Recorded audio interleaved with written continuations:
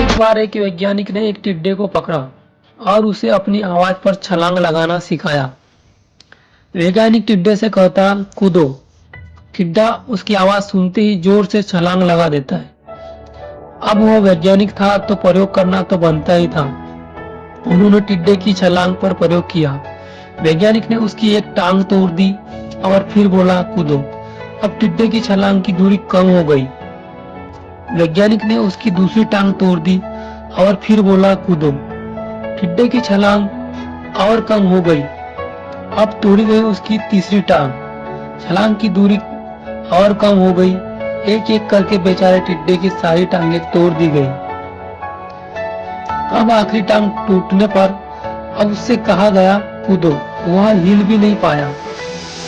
अब वैज्ञानिक ने अपना निष्कर्ष अपनी डायरी में लिखा। जानते हो उसने अपने निष्कर्ष में क्या लिखा? जब टिड्डे की एक टांग तोड़ी गई तो वह बहरा हो गया। जब उसकी दूसरी टांग तोड़ी गई तो वह और बहरा हो गया।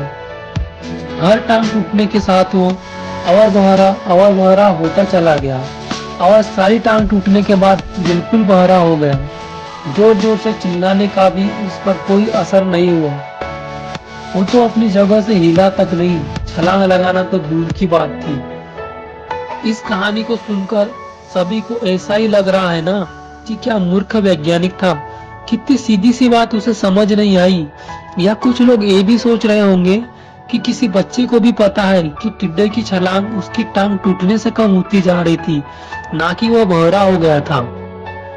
पर दोस्तों, हम सभी जीवन में कई बार ऐसे ही मूर्ख बन जाते हैं। कई बार जीवन में दो घटना एक साथ ऐसे घटती है कि उनका एक दूसरे से कोई संबंध होता ही नहीं, फिर भी ऐसा लगता है कि गहरा संबंध है।